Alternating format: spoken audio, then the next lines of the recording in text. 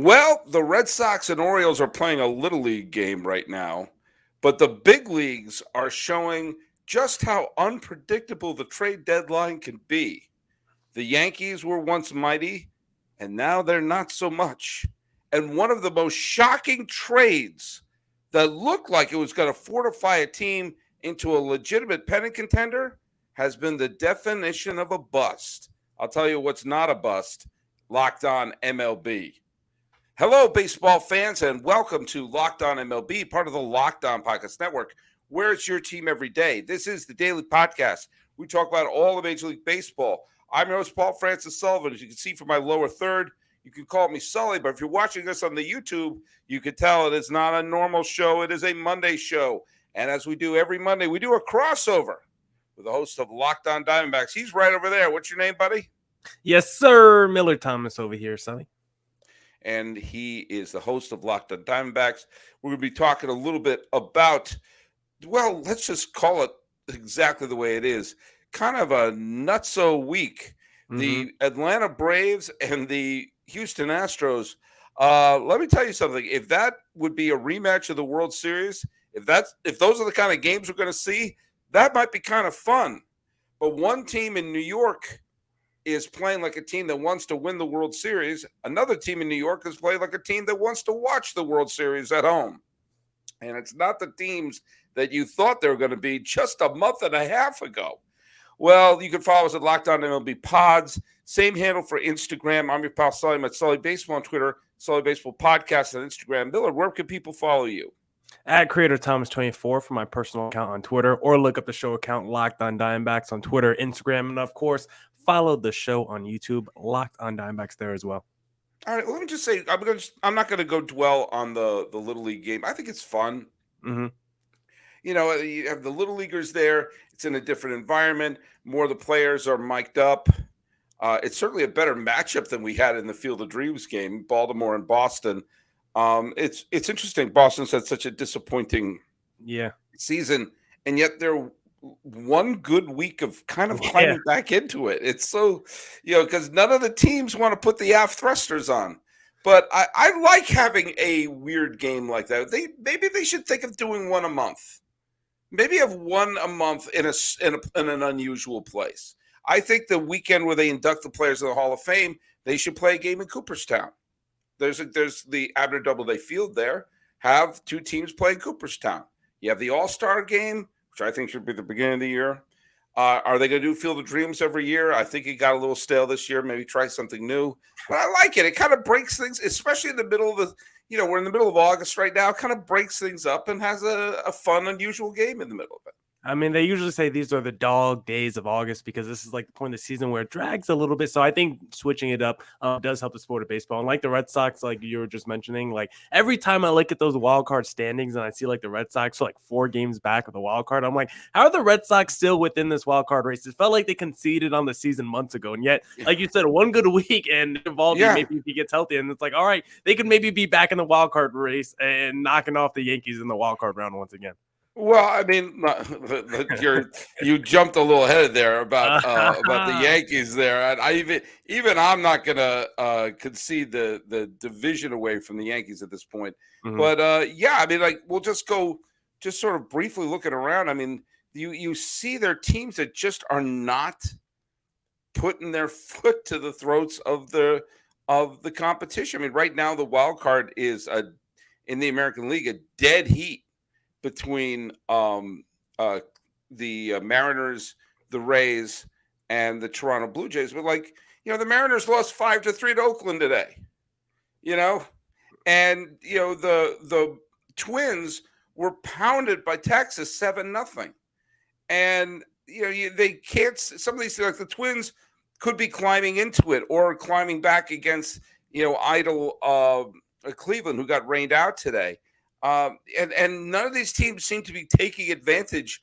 You could even say with the great collapse that the Orioles have had, the Blue Jays have only been playing mediocre ball. So while that lead has been trimmed from, what was it, 15, 16 games down to 8, it probably could have been down to 4 or 5 if Toronto had played a little better against some lousy teams. So, it's so many of these teams are almost saying, no, after you.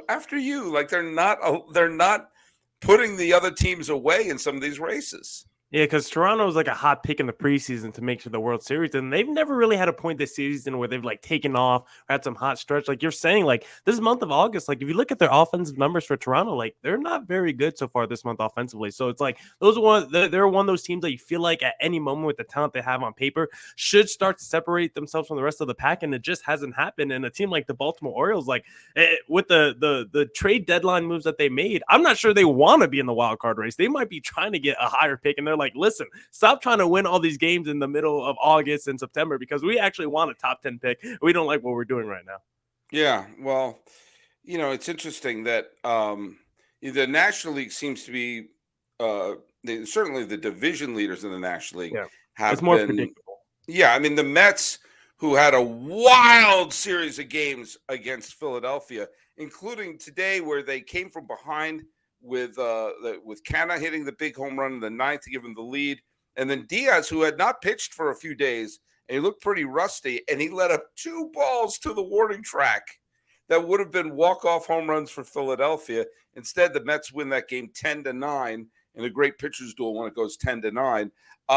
The Dodgers just seem invincible. They're the Dodgers. I mean, they're already clinched a winning season. They're playing literally 700 ball. Just look at their run differential. They're like plus 100, the second best run differential team in baseball. Like they're plus 200 and something. 264, yeah. Yeah, and the Weather Mets, I think they're second in baseball. Or with 126. Yeah, and also the St. Louis Cardinals. I was actually going to talk about this a little later, but why not? We'll talk about it right now. St. Louis Cardinals have won the last week of games. They're on a 7-game winning streak. And are just putting the space between themselves and Milwaukee. Milwaukee is out of the wild card right now, and they're now 5 games behind St. Louis. And lo and behold, it's turned back the clock here in St. Louis as, Adam Wainwright's having a terrific season. They're getting production out of Molina. But guess what? Albert Pujols is on a tear right now. He has 13 home runs, which gives him 692 for his career. 692. And he says he's going to retire after this year. And he needs to hit 8 more home runs to join a grand total of, 2 other players have 7 home runs? Babe Ruth and 3. Babe Ruth, Barry Bonds, Henry Aaron. Only 3 with 700 home runs. Albert Pujols is 8 away. And man, oh man, you keep thinking about some of those years where he was injured or not as productive in the Angels. He had 10 seasons with the Angels.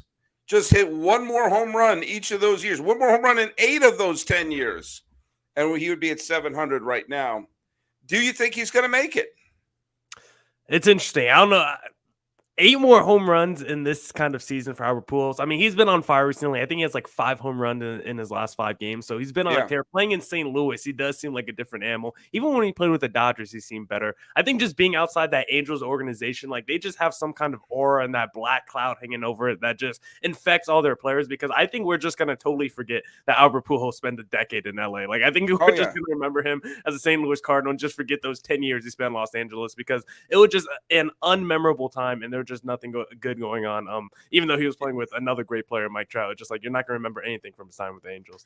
Well, it's kind of like, who remembers Ken Griffey Jr.'s year with the Reds? Don't you only think about him with the Mariners? Yeah, but it's a decade for Pujols, which is insane versus the short sample size that Ken Griffey Jr. spent with the Cincinnati Reds. But for Pujols, I mean, I just don't feel like he's going to get there this season. I think it would be a great thing. Have you ever seen that movie, Mr. 3000? I think it would be kind of like that. I think Pujols will have to come back and say he's not going to retire and just come back and be a pinch hitter for next season and try to get like those last 3 or 4 home runs he's probably going to need to make the 700 club. Do you know who also is just shy of the 700 club? Is Alex Rodriguez. Yeah. How many? He finished with 796. Now, keep in mind, he was suspended for a season and a half and retired in the middle of the 2016 season. But man, just 4 more home runs, and A-Rod would be in that conversation. Maybe, I don't know. Maybe it's having just 3 in the 700 club. It just shows you how hard it is to hit 700 home runs. I mean, think of how long Albert Pujols has been a legitimate major league slugger. Even some of those years, which were down years in when he was playing in Anaheim, yeah, they were disappointing for him, but he still hit 40 home runs in 2015, 31 home runs in 2016, 23 home runs in 2019. All those years where he would hit these homers, and he's been playing for 22 seasons. Henry Aaron played for 23 seasons and finished with 755 home runs. And keep in mind, he never hit 50. Henry Aaron never hit 50. He never had that one season that kind of, blew the roof off of his average. But to be fair, neither has Albert Pujols. Albert Pujols has never had a 50 home run season either. So, this shows, great player. Yeah. Hall of Famer. And if the Cardinals, if they continue to separate themselves from the Brewers continue to slide in that division. As we get to that last month of the season, maybe the final couple weeks, you just start playing Albert Pujols a little bit more, knowing he's getting close to that 700 record. If there's nothing to play for the Cardinals, you already got your postseason, division locked up. Just give Pujols as many bats as possible and let him crack that 700 home run total. And let me also say this, that this is Pujols already has a pair of World Series rings. He's had tremendous postseason glory, was a MVP of the NLCS in 2004, hit the huge home run against Lidge, hit 3 home runs, one of the few players hit 3 home runs in one game in a World Series game. So he's obviously an all-time great. Goated. But it's nice, barring injury and barring a collapse, which the Cardinals don't look like they're on the verge of a collapse, that our last image of Albert Pujols will be in the postseason. Mm-hmm. And I think that's, I think that's neat. I like it when you say, when a legit star like him, has a grand finale, has something that, you can, that they're playing for something at the end. And that's great. Yeah. And they're good. They have a legit shot at the title. They're just not a team that's going to sneak into the postseason and be a wild card and one and done. They actually have a chance at winning the World Series this year. Well, yeah. Well, I mean, look at, they're certain. I think they're certainly a surefire bet to win the division. Mm-hmm. Now, I think they're a little bit of a long shot to get to the World Series because they're in a league with the Mets and with the LA Dodgers. Mm-hmm. But maybe they're a long shot bet. They're both. They're a surefire bet and they're a long shot bet. And if you any kind of bets, the best place to go is to betonline.net. It's the fastest and easiest way to check in on all your betting needs and find your favorite sports and events, the #1 online source for odds, lines, and games. Find reviews and news of every league, including Major League Baseball, write this down, NFL, NBA, NHL, combat sports, esports, and do you know what? I just found this out. Even golf. BetOnline continues to be the top online resource for all your wagering information. From live in-game betting, scores, and podcasts, they have you covered.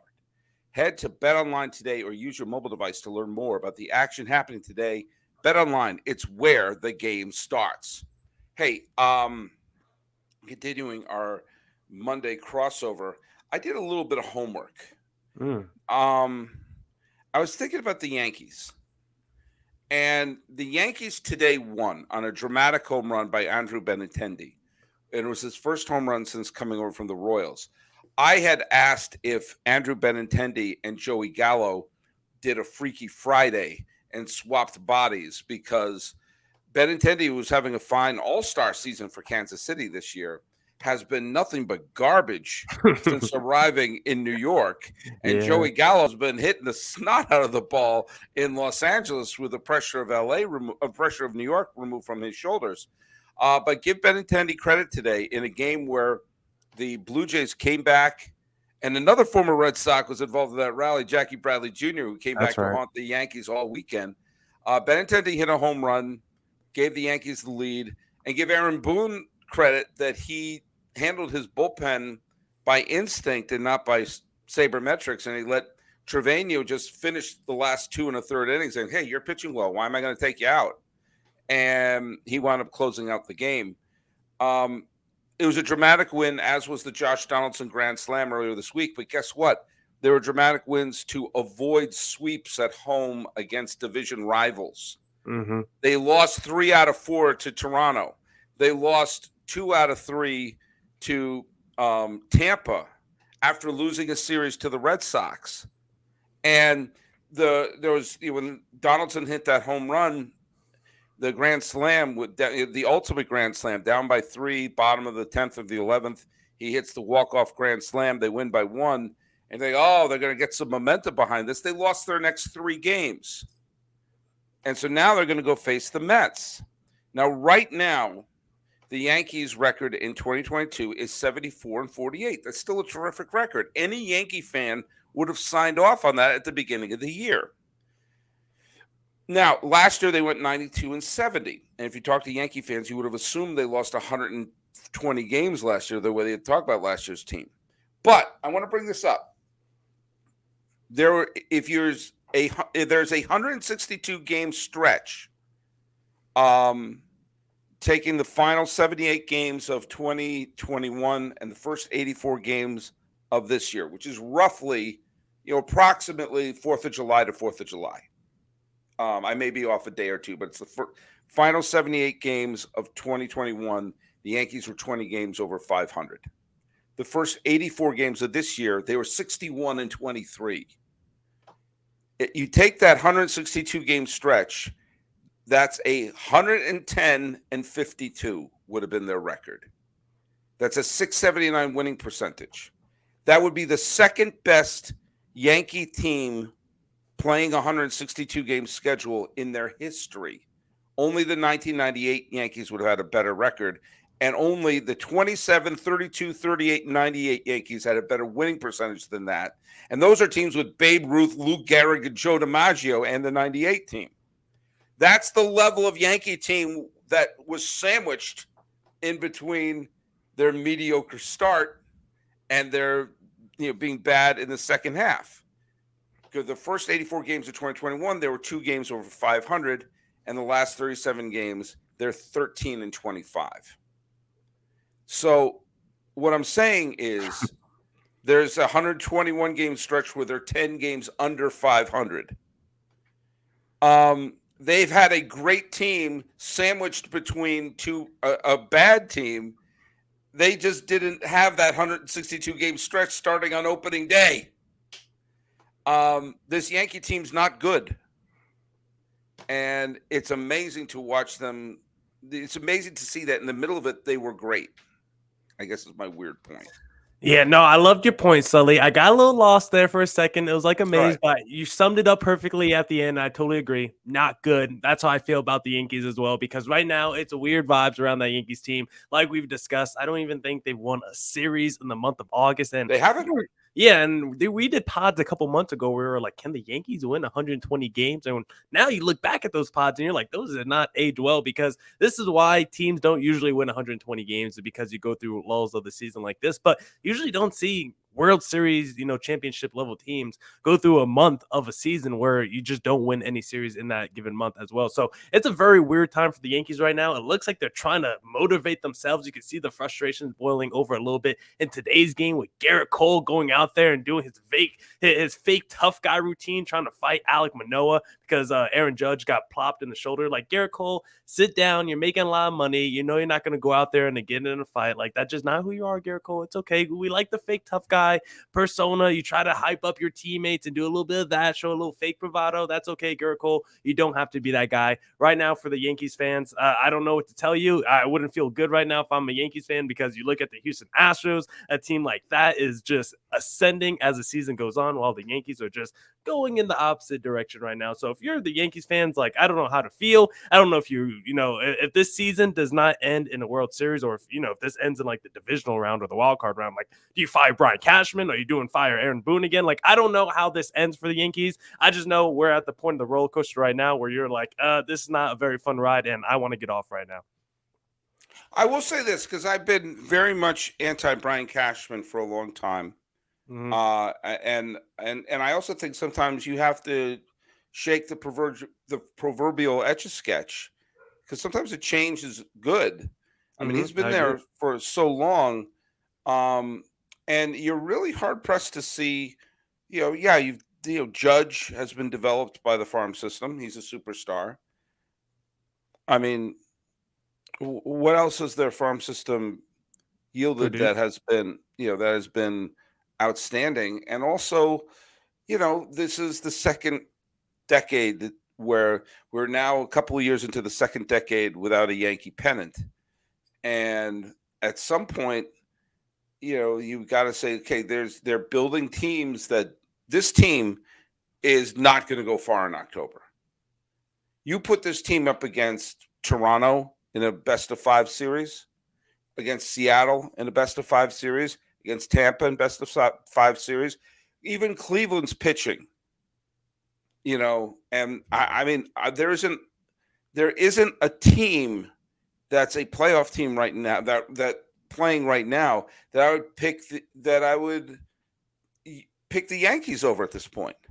Yeah, and the thing with Brian Cashman is like he knows how to build a 90-win team. Like we've seen that year after year, he could build a team that could get pretty deep in the postseason. And just he always builds these flawed rosters. Like when you compare his teams to like the Astros of the past or the New York Mets this year, it just never feels deep from top to bottom, from that lineup to rotation. There always feels like there's a missing piece when it comes to one of the teams that Brian Cashman built. So like you're saying, like he's been there for a long time, and sometimes you just need a new voice, a new direction. I just feel like maybe the direction, maybe the Yankees need a new philosophy in their front office right now.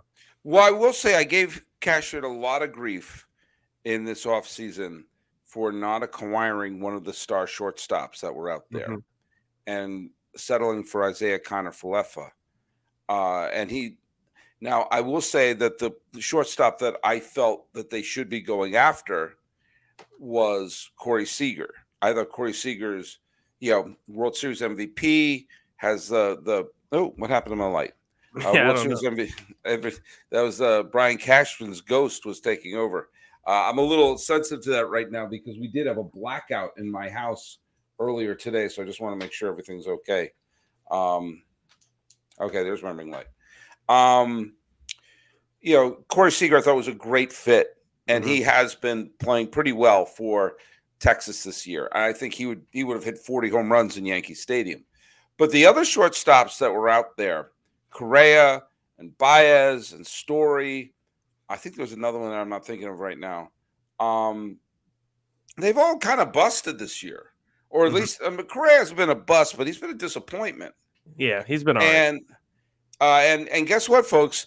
Unless the Twins make the postseason and Correa has a great postseason, you're going to see Correa in Minnesota next year. He's going to take that option and say, I'm going to stick around and make superstar money for one more year. You think? Yeah, I think so. Because who's going to offer him an 8 or 9 year deal based on this year?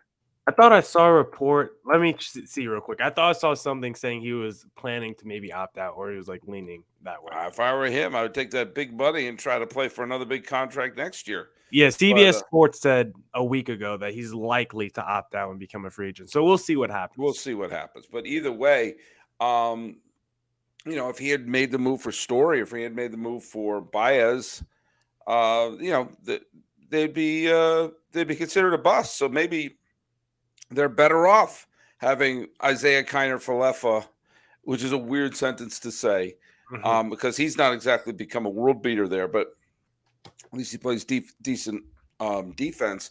But they called up a kid. They called up a young player. What the heck was the kid's name? Who's a young shortstop?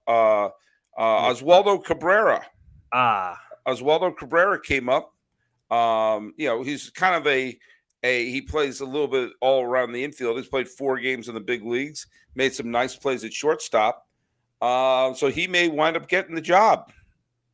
So, hey, September's about to roll around. Why don't we just, pull the bandage off and, hit the red button for the big trigger and call up Anthony Volpe, the real shortstop of the future for the Yankees? Why not? At this point, I mean, like you've seen, sometimes you've had situations where a player has been called up late in the year and they become a big, it happened with the Yankees in 1998 when they brought up Shane Spencer very late in the year and Ricky Leday really late in the year. And Spencer started hitting home runs left and right. And Leday became a huge factor in the World Series. They were barely there that season. And the Red Sox in 2007 brought up Jacoby Ellsbury pretty late. And by the end, he was starting in place of Coco Crisp. And Jacoby Ellsbury had a fantastic World Series against Colorado in 2007. There are instances where that happens. So what's the worst that can happen? Maybe that'd be the sort of thing that will ignite and give the Yankees a spark.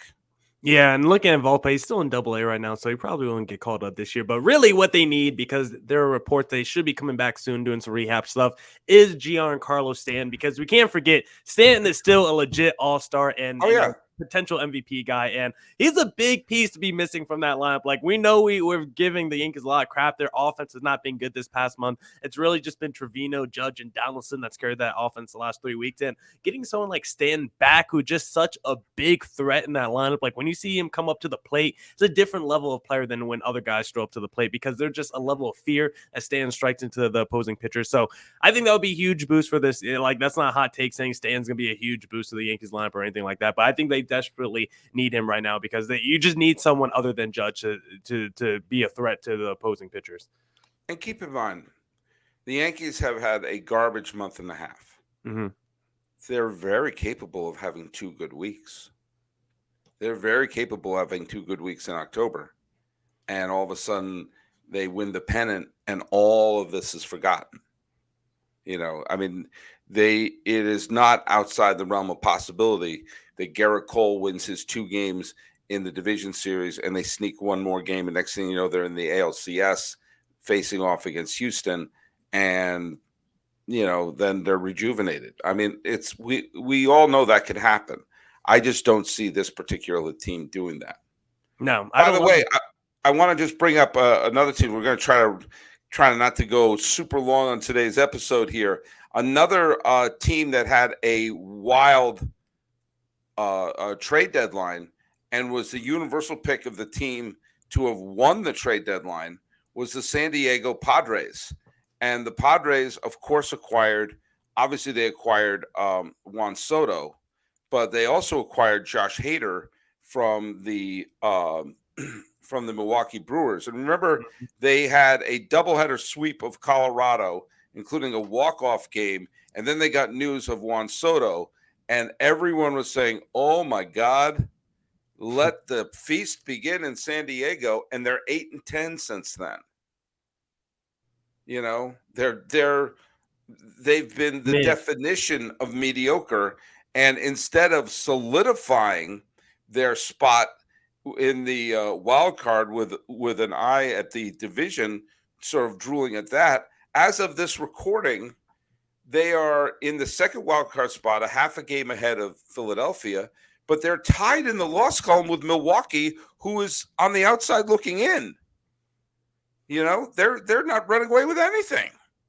No. It's actually so funny that both the teams from the Josh Hader trade are not doing good, because the Padres, they acquired Josh Hader, and he just absolutely wet the bed. Terrible. Acquired. He's got, if you look at just his Padres ERA, it's a 16.2 right now, 6 earned runs and just 3.1 innings pitched. They're going with the freaking closer committee right now. Like, you don't give up 5 players for Josh Hader to go with the committee once you acquire him. Like, he's supposed to be a superstar level closer, and right now it's not working out for you for the San Diego Padres. And if you look at the Brewers, like, they've lost a whole bunch of games late through their bullpen. They have had trouble closing games since trading Josh Hader. So it's like one team traded away an all-star closer, and now they can't close games. One team traded for an all-star closer, and they still can't close games. So it's just funny from both those perspectives. And if you're a Friars fan, like, you just got to feel terrible. Like, the Yankees fans and the Padres fans, like, I don't know who should feel worse. I think probably Padres fans might actually just feel worse, just because you don't have anything to build off of, basically, in recent memory. At least the Yankees have been in the race, and they're the Yankees, the historical franchise. But if you're the Padres, like, what are you holding on to?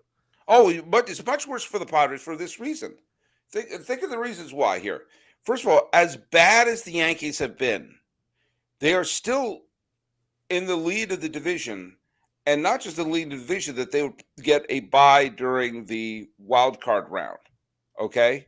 Again, if you asked any Yankee fan at the beginning of the year, would you be happy with the second best record in the American League and skip the wild card round? You ask 100 Yankee fans that you get 100 yeses. The Padres hanging on by their fingernails to a spot in the extended playoffs. This coming after a year where they were supposed to be a World Series contender, and they not only fell out of the playoffs, they ended with a losing record. And so this could be the second straight year where something like that happened. But not only that, when they spent all the money to bring in Machado, they spent in all the money to bring in the Darvishes and all these other people. And this year they traded away. Everything wasn't nailed down to get Hader and to get Juan Soto.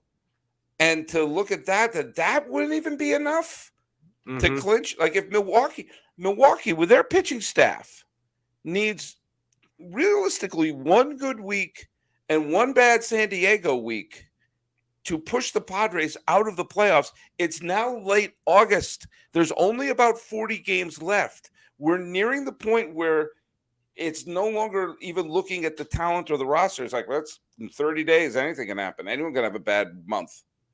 And so, we're getting to that point where San Diego fans, and I've called San Diego Buffalo by the Sea because they are a cursed fan base who can't even get the respect of a cursed fan base because they're living in one of the most beautiful, warm cities in in the entire country. Pretty nice. It's pretty nice living in San Diego. It's not like you're shoveling a driveway in Buffalo thinking about your team losing. You're on the beach with a Corona watching your friends surf thinking about how the Padres lost that game. It's not quite the same sense of pathos. But still, I think that actually gives me more sympathy for them because they don't even get the sympathy. But, the Padre fans are supposed to be looking around going like, I can't believe it. We still may not make the postseason. And it's it's unbelievable. And it's like on paper, you make all the right moves. It's like you try to upgrade the Eric Hosmer position. Like Javier Reyes of Locked On Padres had a great tweet about pulling off the Josh Bell mask, and underneath there's Eric Hosmer because the ground ball rate for Josh Bell has been incredibly high. The WRC plus has been incredibly low for Josh Bell. It's basically been Eric Hosmer 2.0 for the Padres. So I know Javier Reyes has been super upset about that. Right now, their best starting pitcher in the month of August has been Blake Snell, which has been like he's been the dark horse of that. No, not in a good way, the dark horse. He's been like the black sheep, I should say, of that rotation since being acquired. And right now in the month of August, he's the best one because Sean Manaea has not been great. Musgrove and Darvish both have a 4 ERA in the month of August. Like if you're like the Padres, you're like everything has flipped since the trade deadline. Everyone that struggled in the first half is now on fire in the second half, and then everyone who was maybe struggling in the first half is now the ones carrying your team in the second half. So it's like you just never feel like all the pieces are on the same or playing in unison. If you're the Padres, like it just like why are all these pieces never feeling connected? We're never a team or never in unison. It's a lot of individual talents that play well at certain moments, but it's never like a collective team. That's got to hurt if you're the Friars. Again, all is forgiven if they make the postseason. Yeah. But here we go. But hey, look we're getting to that point. It's officially late August. It's officially late August, and we're pretty soon we'll be in the final month. And I have a mentality, which is if your team is in a spot, if you wake up the day after Labor Day, the Tuesday after Labor Day, if you wake up and you check MLB.com or the newspaper, however you get your news, and you see that your team is a playoff team, at that moment, the general manager can tip their caps and say, you're welcome, because they've given you a summer. You've had a summer where your team, the Padres have not had one day since Memorial Day that they've not been one of the playoff teams. So if you're a Padre fan, you've woken up every day this summer. How's their team? Well, they'd be a wild card team. So in some sense, they've given you what you wanted, which is a fun summer. That being said, at some point, you would love to cash that in for a fun fall, too. With the leaves turn brown, they want to see the hats that are brown somewhere playing in October. But hey, this fall, we're going to be continuing going through all the pennant races, along with Millard Thomas, myself, and we have a bunch of the Locked On hosts popping on here, popping their mouths, and seeing what's going on here. So, Millard, any final thoughts before we wrap up today? Final thoughts. I mean, D-backs got swept by the St. Louis Cardinals. Goldschmidt came in and just dominated the series, so you don't like to see that. But D-backs, they got some great call-ups. Stone Garrett, he looked great this past week. He looks legit. Corbin Carroll should be on their way. Jake McCarthy's a dude. Their outfield, they got like 5 or 6 outfielders for only 3 spots. The future of the outfield for the D-backs is looking bright, and that's what I want to say to end the podcast. Man, how can the Diamondbacks get a player like Goldschmidt? I mean, he would fit right in perfectly with that team, but don't you think? Oh man, if we had all those outfield pieces I just mentioned, and a Rojas and a Christian Oh, Walker, a Ketel Marte, and then you throw Goldschmidt in there, that's like an all-star lineup right there, Sully. then we're living in Arizona summer. That's Wow. what we're doing. No, that's hot. Yeah. Well, hey, nah, probably not. Millard Thomas, where can people find you? Hey, follow me on Twitter, my personal account at CreatorThomas24. Follow the show account, Locked On Diamondbacks. Just type it in the search bar on Twitter and Instagram. And of course, follow us on YouTube, Locked On Diamondbacks there. And we're on all your podcasting platforms. And we're at Locked On MLB Pods on Twitter and on Instagram. Check us out on all your podcasting platforms. Make sure to tell your smart device to play podcast Locked On MLB. I'm your pal Sully. I'm at Sully Baseball on Twitter, Sully Baseball Podcast on Instagram. Seeing the season and everything getting interesting. This has been the Locked On MLB, Locked On Diamondbacks crossover. I'm your host, Paul Francis Sullivan. That's Miller. Both of you, including myself, everyone calls me Sully. Let's fist bump. I don't know what I'm saying.